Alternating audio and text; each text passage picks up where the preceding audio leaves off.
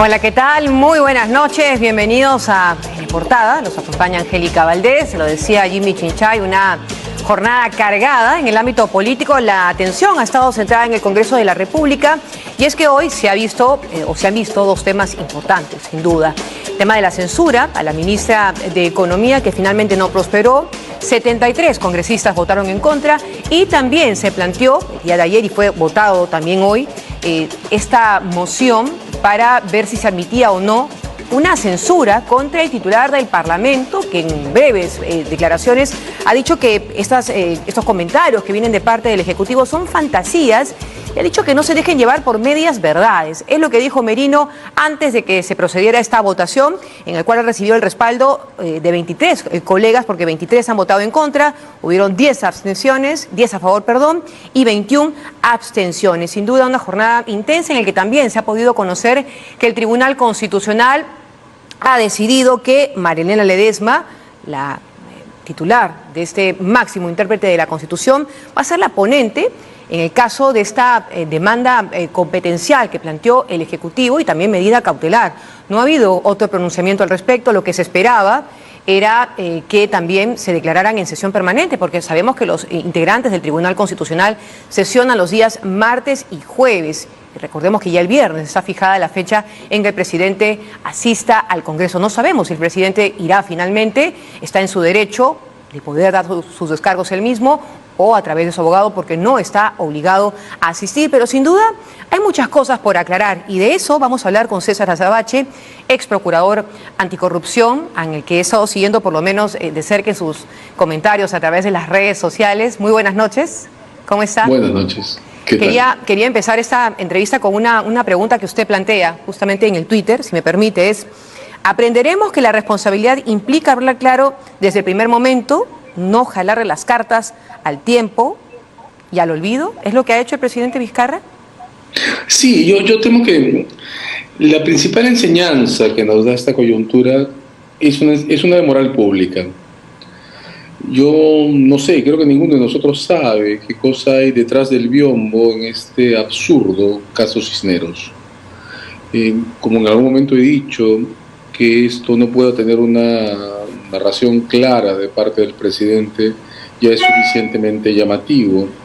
Pero creo que lo que tenemos que aprender es que este no es el modo de manejar crisis institucionales, ¿no? Si el presidente Vizcarra tuviera una historia clara que contar, tendría que habernosla contado en el primer día.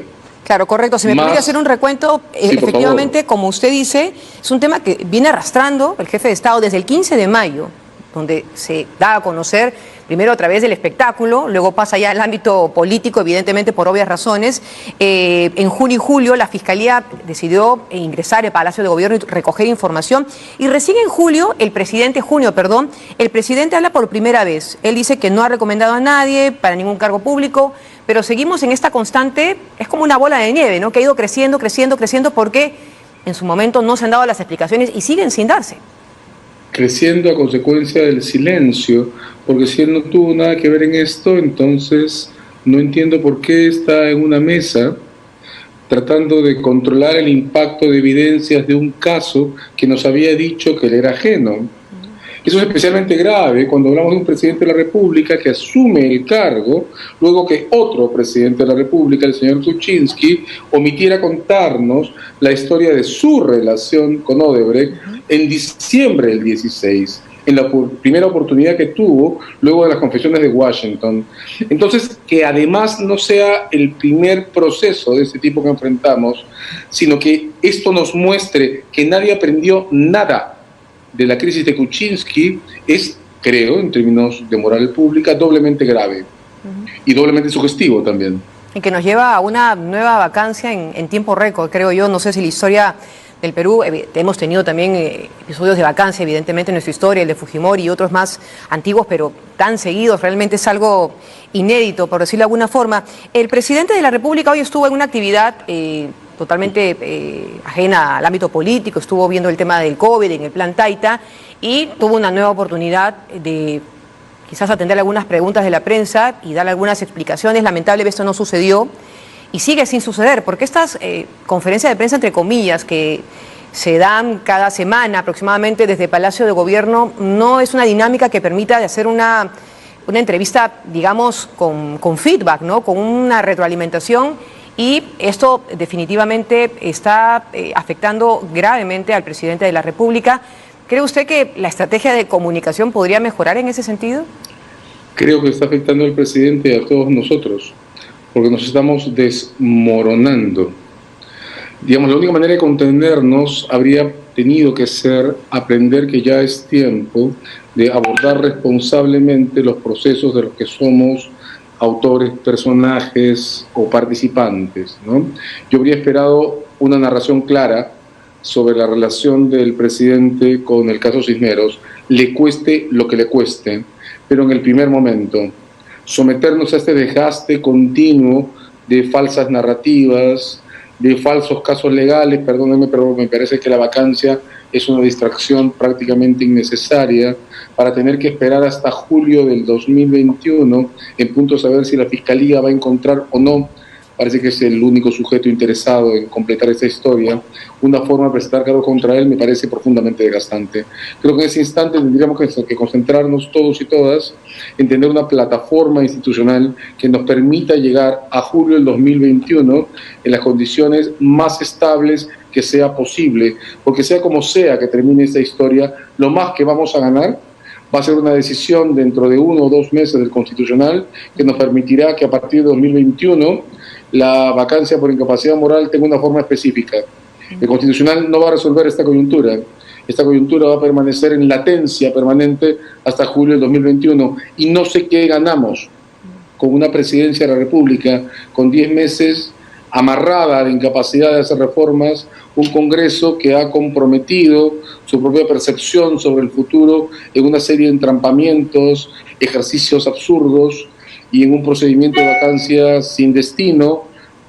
Creo que tenemos que resolver un problema serio, que es nuestra viabilidad por 10 meses. Claro. ¿En qué confiamos? ¿En qué vehículos nos depositamos? ¿Y qué podemos hacer para estabilizarnos de aquí a las elecciones? Hay algunos audios en los cuales seguramente usted ha podido escuchar, porque han salido muchos, pero hay uno que ha merecido incluso una respuesta de la Fiscal de la Nación.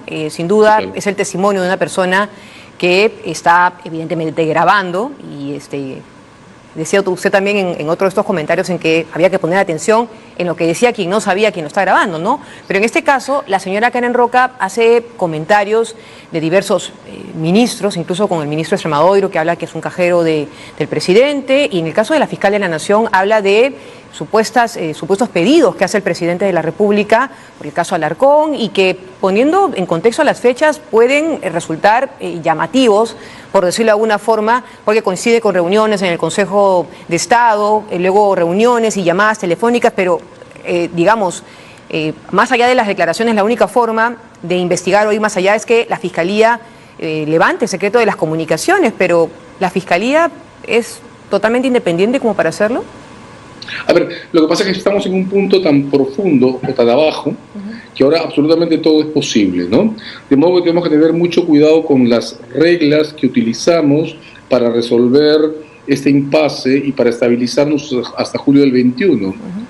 A ver, la gran perversión cuando se trabaja con colaboradores eficaces y con grabaciones es el empoderamiento.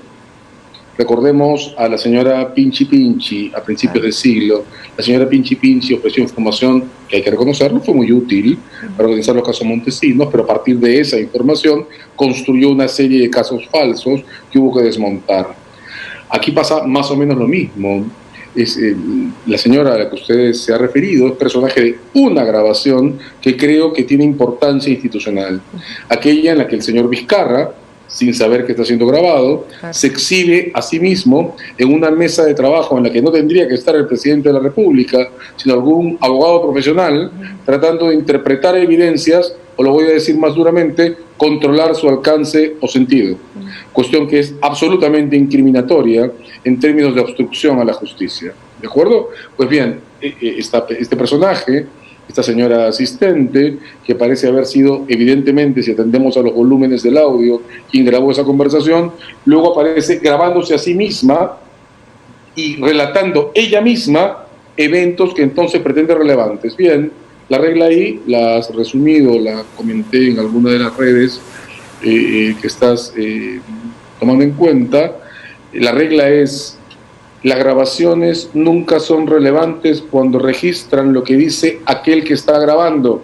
Solo son relevantes cuando registran lo que dice el que lo ignora. Claro. De modo que el que la primera grabación que presentó el señor Alarcón sea útil no significa que todo lo que nos presenten sea útil en sí mismo. Eso tampoco es un seguro institucional para descartarlo todo. En el momento en el que estamos, en el tamaño de esta incertidumbre, todo merece explicaciones. La Fiscalía de la Nación ha hecho ya una declaración sobre esto. Espero que la refuercen con la claridad que el presidente de la República no ha mostrado para que todos podamos quedar satisfechos. Lo que no podemos hacer es caer en la trampa de la incertidumbre. Y la trampa de la incertidumbre supone empoderar al mensajero, de modo que a partir de lo primero que produce, que pueda ser útil, adquiera el derecho a producir cualquier cosa en la dirección que le antoja. Eso no lo podemos hacer. Correcto, pero también partiendo de esa premisa que usted plantea en la parte final de ese comentario que nos hace es, podemos pensar en tantos otros aspirantes a colaboradores o que han obtenido beneficios ante la Fiscalía, por ejemplo en el caso Lavallato, y que hasta el momento no han comprobado nada. Digamos, son casos distintos, pero hablamos igual del testimonio que es válido como única herramienta en algunos casos, pero en otros casos no. No, el comentario es perfecto. La clave que esto revela es que no podemos depender de los participantes en un crimen que denuncian un crimen. Claro, la colaboración eficaz es una llave profundamente perversa y profundamente ambigua, porque pone a las autoridades en una posición de dependencia con sujetos que están comprometidos en su propia responsabilidad personal por un evento que viola la ley. Entonces tampoco podemos sobreempoderar a un colaborador eficaz. Un colaborador eficaz perfecto es alguien que nunca sabemos que colaboró, que entrega evidencias que son absolutamente independientes. Claro, pero no basta con decirlo, sino con demostrarlo.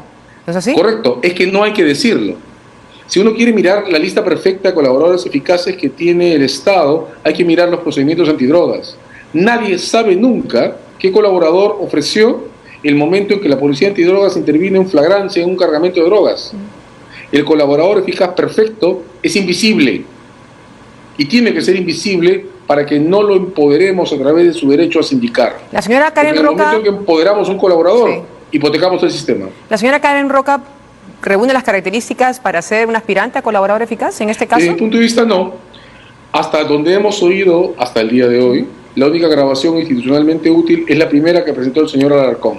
Y ya la tenemos. De modo que no la necesitamos para esa grabación. Y sobre esta grabación, este punto central en que usted también señala que hay serios cuestionamientos al presidente, ¿usted considera que el presidente los ha esclarecido? Quiero igual plantearle la pregunta, aunque sé más o menos por dónde va la respuesta, porque es algo que también nos planteamos muchos. Es que no ha dicho nada. De hecho, las disculpas de hoy me parecen una broma. Disculparse por el comportamiento de otros no es disculparse. Lo único útil que noto en la conferencia de ayer es un compromiso adquirido para declarar ante el Ministerio Público. Bueno, espero que esa declaración contenga la explicación de una historia que en este momento nos confunde por la cantidad de incertidumbres que contiene. Claro. Creo que todos necesitaríamos esa historia, sean cuales sean sus consecuencias. Claro, pero es un mensaje ambiguo, ¿no? Porque el presidente en un momento dice, y lo ha repetido ayer en este pronunciamiento, él quiere colaborar con las autoridades, con la investigación. Pero ¿por qué cuando la Comisión de Fiscalización lo convocó y realmente es el punto de partida de toda esta crisis, no asistió tampoco? Entonces hay un mensaje, un doble discurso. Hay más de un doble discurso. Lo que yo veo hasta ahora es una actitud de bloqueo, negación y minimización. O sea, pretender que esta torpeza, perdóneme el adjetivo, no quiero ser ofensivo con nadie, pero esta torpeza de las gestiones de la presidencia del Congreso hacia el comando conjunto dan un caso coartada, que es el de rebelión, o pretender que el debate constitucional sobre el alcance de la vacancia moral le da una coartada que lo convierte inocente, son falsas niñedades. Este es un caso que depende de la narrativa específica que el presidente pueda ofrecernos o que la Fiscalía pueda descubrir respecto a las relaciones que explican que el señor Cisneros, tampoco le quiero faltar al respeto, haya tenido, sin ningún título para justificarlo, una posición de proveedor del Estado en servicios que él no está capacitado para dar. Una pregunta. El caso es ridículo, sí. La ridiculez muestra la gravedad. Exacto, del sí. soporte de ese caso. Realmente viendo el contexto, uno puede pensar cómo puede ser posible que un personaje como este artista, este cantante, haya llevado y generado esta crisis. Es así de ridículo, efectivamente. Pero el presidente tiene el viernes una oportunidad enorme de dar una respuesta ante el Congreso. No está obligado a hacerlo. No ha dicho tampoco si va a ir, no ha dicho tampoco quién podría ser su abogado. Recordemos que el caso de Pedro Pablo Kuczynski fue con el doctor Borea ante el Pleno cuando se planteó esta primera vacancia contra él. No sabemos nada de qué va a hacer el gobierno, ha presentado una acción ante el TC, pero tampoco ha habido una respuesta hoy, que se esperaba una respuesta o una decisión de admitir a trámite o pronunciarse sobre la medida cautelar, pero esto ya difícilmente llegue para el miércoles para el viernes, porque no se han declarado en sesión permanente. Yo saludo que el TC no haya acelerado el procedimiento, honestamente. Lo saludo porque creo que el único rendimiento institucional que se puede capitalizar de este proceso es que el TC defina de qué se trata la vacancia por incapacidad moral, pero que lo defina fuera de la coyuntura. Si no entra una cautelar fast track antes del viernes, pues entonces el debate va a ser de fondo y se producirá en 3 o 4 meses y servirá para el futuro, no para resolver esta coyuntura. Probablemente la vacancia por incapacidad moral, es lo que nos ha parecido a todos en estos días, se caiga entre hoy y el viernes por falta de votos. Esa falta de votos en este momento en particular tampoco va a significar nada respecto a la tremenda gravedad que significa para la Presidencia de la República como institución estar expuesta en su continuidad o en su destino futuro inmediato a julio del 21 sobre la base de un caso tan ridículo como el caso del señor Cisneros es, repito, sin faltarle respeto, señor Cisneros. Pero decía usted que se ha ido desinflando efectivamente la vacancia porque algunos líderes políticos han dicho que ya no están a favor de la vacancia justamente por la imprudencia, por decirlo de alguna forma, de llamar a los comandantes generales de las Fuerzas Armadas y estas denuncias de conspiración que se han tejido en torno a esta crisis. Pero la no asistencia del mandatario el día viernes puede también exacerbar los ánimos. Recordemos que también el domingo se han presentado nuevos audios que realmente muestran lo que conversábamos hace algunos instantes, ese intento de obstruir la justicia. A ver, yo creo que digamos, lo único que suma o resta en el ciclo que sigue es que el presidente nos ofrezca una explicación clara a lo que ha ocurrido. Sea que lo haga el viernes en la comisión del Congreso o ante la Fiscalía lo más rápido que sea o en un canal de televisión. Pero lo que falta para poder cerrar nuestra propia memoria colectiva es entender por qué la Presidencia de la República está expuesta por un caso que tiene el nivel de ridiculez que tiene el caso del señor Cisneros. Insisto, no le quiero faltar el respeto a él, pero que la Presidencia de la República esté expuesta porque el señor adquirió contratos para prestar servicios para lo que no está capacitado es el evento más vergonzoso que hemos tenido en 20 años, que nos han conducido a una situación en la que todos los presidentes de la República que han sobrevivido de los últimos 50 años tienen problemas penales. ¿A qué nos lleva eso? Sí. No nos lleva a nada, definitivamente, y más allá de la cuestión de vacancia, que es otro tema de debate y de cual también se puede seguir comentando mucho al respecto, pero hay temas que tienen que ser aclarados por el presidente de la República. Ojalá que escuche no solamente las voces como la de ustedes, sino la de tantos otros que están reclamando de parte del presidente una respuesta clara respecto a al fondo de estos audios, de lo que se ha podido escuchar, de los cuales no ha hablado, no ha aclarado nada el presidente, más bien ha enfilado sus baterías a algo que le resulta bastante bien, que es arrinconar al Congreso, y también suman su cuota ellos particularmente para que el jefe de Estado continúe en ese camino. Yo le agradezco, señora Savache, por la entrevista y por los comentarios al respecto. Veremos finalmente qué decide el Tribunal Constitucional. ¿Me puede decir solamente algo breve? ¿Hay alguna otra forma en que el gobierno pueda bloquear no ir el día viernes más allá del Tribunal Constitucional? Es que bloquear en este momento es algo tan absurdo. Yo tengo la impresión que el desafío consiste en encontrar una manera de estabilizar nuestro puente hasta julio del 2021. Correcto. Creo que la pregunta ya no es si el señor Vizcarra se atreverá a contarnos la historia de este caso o no. Creo que en este momento la pregunta es cómo llegamos a julio del 21 y cuánto avanza la Fiscalía en estos 10 meses para darnos la Fiscalía, no el señor Vizcarra, sino si decide no hacerlo, una narración clara sobre qué explica esta enorme vergüenza. Correcto. Muchas gracias, señora Savache, ex procuradora anticorrupción, por esta entrevista. Y vamos